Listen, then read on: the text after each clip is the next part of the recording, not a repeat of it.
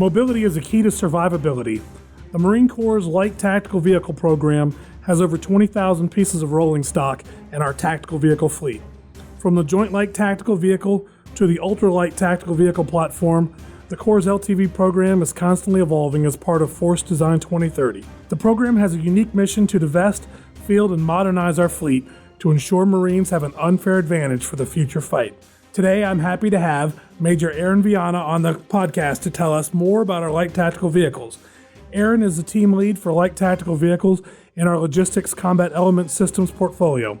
Welcome to the show, Major. Hey, thanks for having me. It's great to have you here. So, Aaron, tell us a little bit about yourself and what's your background? Background, as you can probably tell by the voice, born in Brazil. When I was 14, moved over here to Texas. Married my high school sweetheart. Joined the Marine Corps. Became on the enlisted side back in 2001. Started as a expeditionary airfield. That at that time the reservists had a force, movement, and then as soon as I joined the unit, automatically had to go back to school to become a combat engineer. From that point on, deployment to Iraq. After that, decided to go active duty, joined, one of the active reserve programs, went to INI San Diego as a career retention specialist.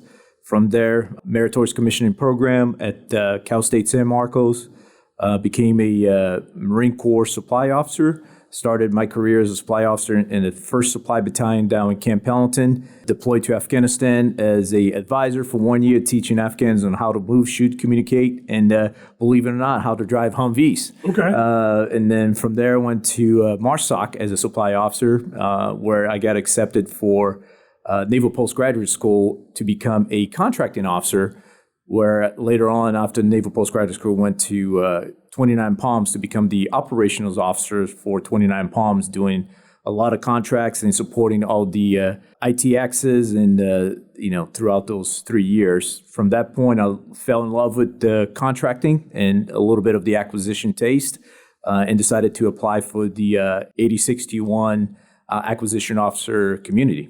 And here I am. Oh, we're glad to have you. So you said you were born in Brazil. Yes, sir. Fala português? Falo português, sim. All right, excellent. That's about as far as my Portuguese goes. So I'll stop right there. So why did you join the Marine Corps? Believe it or not, this is actually a funny story. I would say it's reverse psychology. When I met my high school sweetheart, she was already in the DAP program. Decided to join her in one of the pool leave functions. And the recruiter was very quickly to say that I was not good enough and I didn't have what it takes to join the Marine Corps. 22 years later, the rest is history. He knew his business. He knew what he was doing. He knew what he was doing. So, I had a lot of good mentors. Marine Corps has been good to me and, something that I fell in love with, and don't see myself doing anything else, to be honest.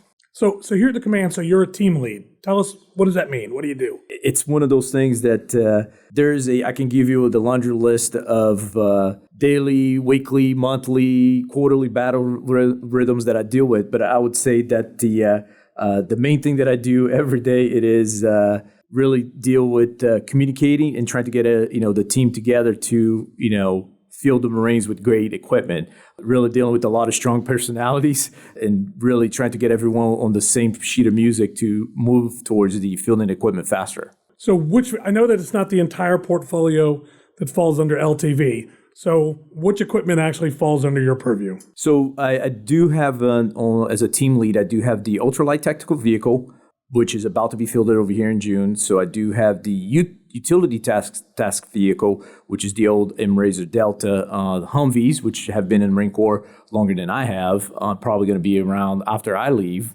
and also the Humvee trailers. Okay, so that makes me feel old. When I joined the Guard, we had some Jeeps still at our unit, so that makes me feel old. So which one's your favorite? What's your favorite in your portfolio?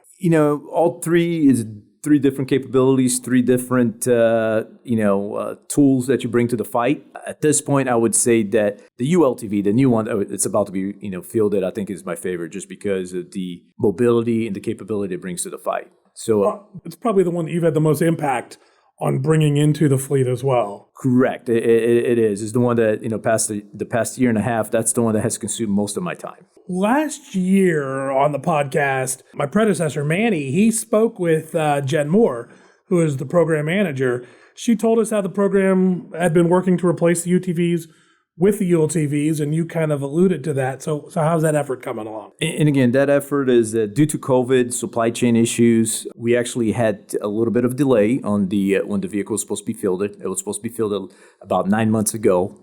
We're just now going to field them over here to in June to 1st Marine Division and 1MAF. However, given that Force Design 2030, we're given a unique opportunity to work with the Marine Corps Warfighting Lab to be part of the Infantry Battalion Exercise Phase 2, which is the next phase, to really test, instead of having 13 ULTVs per battalion, can we do, 89 ULTVs per infantry battalion?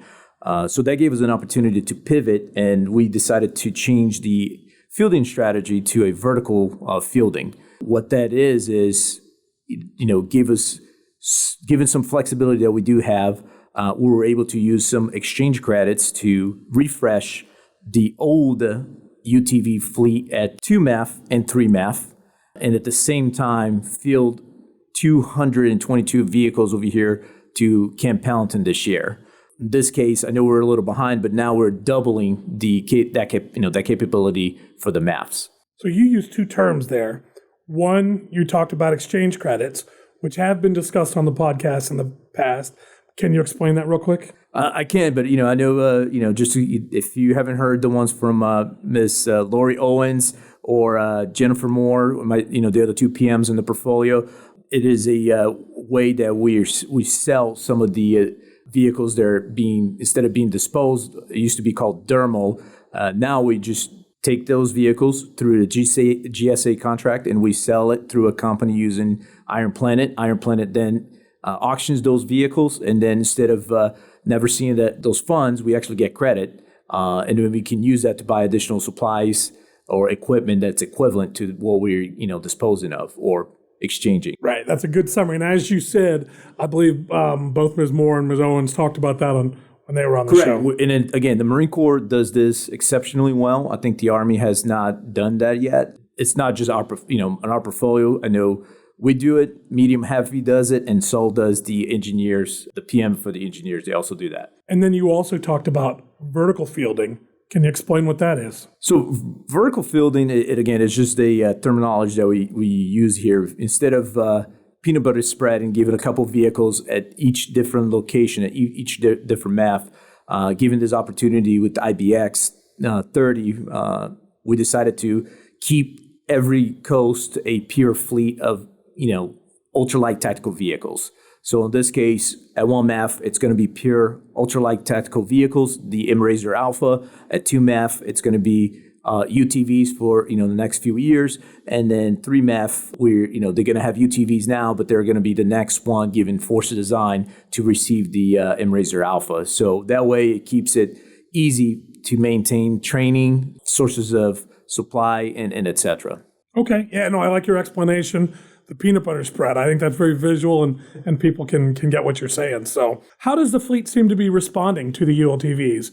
I mean, presumably they've seen them a little bit at trade shows and whatever. So how are they responding? At least at 1MAF, again, they have been training with this vehicle for the past few months. So we're not just going to come and dump 222 vehicles at 1MAF. They have been training for the past, at least 4 months, and they're already training the operator fleet for it. They're also the mechanics. This vehicle is going to be a little bit different from the predecessor, is that this MRZR Alpha, it's going to be 100% organic, i.e. Marines are going to be turning wrenches from day one. So you're going to have 3521s, 3529s actually turning wrenches, whereas the predecessor, the UTV, used to be maintained by contractors. Okay. So, they love it. They know that this vehicle is a partner vehicle with our SOCOM sisters. And, it is a vehicle that is tuned by Roush and Bosch, has extreme capabilities, and Marines are going to, they love that it's going to be a force multiplier for them. So as we talk about force modernization and 2030 and such, that's the forefront of what we're doing here at Systems Command these days. Can you tell us a little bit about how does the ULTV impact that, and what is its importance to the future fight? We call the UTV and the ULTV kind of like a phase zero vehicle. Once the balloon goes up and we have to be there within 24 hours, these are the vehicles that unique ability to be transportable in the V-22, CH-53, and it can go any fixed wing aircraft. So they really what Marines are looking for to adopt, and there's a plethora of integrated systems that want to be part of this platform. As the vehicle fleet changes to meet the needs of Force Design 2030, how do you envision will be what influences will we see on the LTV program in the future? Right now, we're already working on it. Some working on parts of it. ECPs,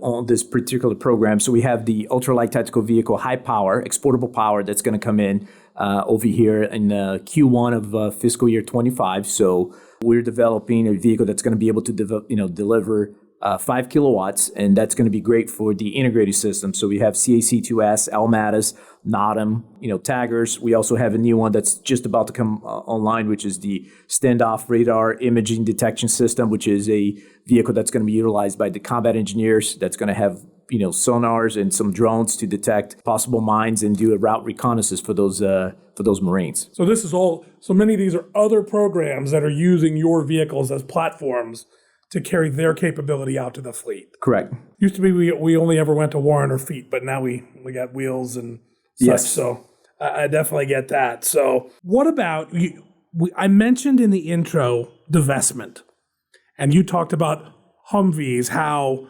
Humvees have been in as long as you have been in, and I talked about how we had Jeep still when I was in, but we are slowly divesting from Humvees. Where do the old Humvees go, and where do I get one? Old Humvees, we use the exchange program. So the Iron Planet? Iron Planet is the company that won the contract via GSA. So they're the company that currently go through the divestment. So if you want to get a Humvee, they do have auctions. All you have to do is Google Iron Planet, and they have when their auctions will be held, and you can look at the list of Humvees that are out there. They also fix some of those Humvees and make them very, like Pimp My Ride. They're going to pimp my Humvee? Correct. Can I get an employee discount? Sorry. Just looking for any advantage I can get. Once they get off of our hands, it's free game. It's an Iron Planet at that point. So they do a good job of trying to fix those trucks to the best of their abilities. And sometimes they leave the truck as is, so that way, buyers can buy them as actually spare parts for some of their projects that they're working on. Okay. So, the sky is the limit. So acquisition overall is very much a team sport. So can you tell us a little bit about what is your relationship with the other services and with SOCOM? Yeah, so SOCOM, as I alluded a little bit earlier, I think we do work with PM FOSOF under SOCOM. So there are the equivalent of PM medium heavy and PM light tactical vehicle from the Marine Corps side. We work very closely because they actually have Lieutenant Colonel Romero, which is a Marine. He's also an acquisition officer, 8061.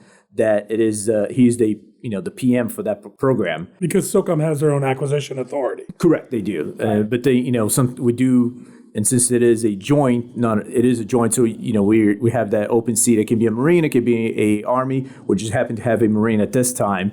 And they, in this case, we partnered with them for the ULTV. They own the contract. We are partners on that contract. They lead some of the efforts. I know they're developing the same thing. We're developing the exportable power on this vehicle, but they're also developing a autonomous version of this vehicle. They're also developing a 6x6 variant of this vehicle that's going to be able to have a exportable, be able to carry a payload of about 3,500 pounds. At one point, they were trying a hybrid of this vehicle. I don't think they're pursuing that anymore. But again, sometimes we lead the effort, sometimes they lead the effort. And what we bring to the table on that is we have the numbers to help drive some of those costs of the production line. So, SOCOM is very small. I think the 10% of what the Marine Corps is buying. So size-wise, we are to SOCOM the same as how the Army is to us. Correct. We go and buy on Army contracts because they're going to buy so much. So what about EVs? Are we doing anything with EVs? At this point, no. They're doing some testing. That's something for the next generation. Well, so maybe that feeds into my next question. What have been some of your experiences in dealing with industry, and what would you like maybe industry to be able to provide us? I have been very fortunate or spoiled per se to dealing with Polaris Defense. They're the main ones that we deal with. I know we deal with the AM General for Humvees, but for Polaris Defense, they have a great team. Their vice president is a retired Navy SEAL, and their program manager, the ones that I deal the most, they're retired Marine Corps Chief Warrant Officer 5 Motor T officers. Okay. So, I don't have to translate a lot of things that, what the Marine Corps are doing. They understand exactly, our operation needs. They understand what the Marine Corps are doing, and they understand why we need some, certain capabilities, forwarding capability, or be able to, put it in an Osprey and stuff like that. They get it. Correct. All right. So what is next for you, either here at the command or in the Marine Corps? What's next? As an acquisition officer in the 8061, this is kind of, 80% of the billets that we have are here within the Quantico area. There are some at, other locations, but for me, there's some changes coming up with the command. So I really, at this point, I believe there's another team lead at the higher ACAP program. I think that's what's next, but couldn't tell you for sure at this point. Well, certainly in my aspect as the safety guy here at the command, I look forward to, I work with you now on your vehicles and then whatever your future role is as well. So thank you. Look forward to watching your career there. So you are, though, relatively new to the acquisition MOS. You had done a bunch of contract stuff, but relatively new to acquisition. What advice would you give any Marine who's considering a career in acquisition? And I tell this because, part of our job is every acquisition officer is a recruiter. Right. So we have to, my signature line, I also put in there, join the 8061 community. But I'll tell that to any, some of the new project officers that come here for only 3 years. I'll tell them, hey, if you want to make an impact at the institutional level at the Marine Corps, there's no better job. Sometimes it's frustrating because you're dealing with strong personalities and you're dealing with a lot of outside agencies and everyone has a say, but it has a tremendous impact into the Marine Corps itself. I have thought of it in terms of and explained it to some of my counterparts out in the fleet that if you've ever wondered who the idiots were that designed a widget, that's us.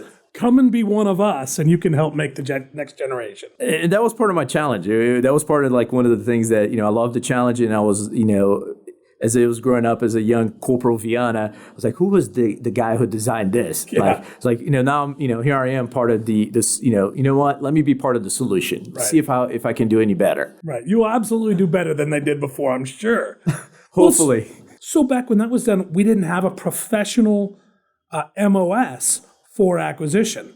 That is, as MOSs go within the Marine Corps, the acquisition MOS is only 20 years old now? I think it's about 20, yes. And there's only about 60 of us as well, too. Right. So it is a fairly small, tight-knit community. So, well, again, I very much appreciate you coming on the show today.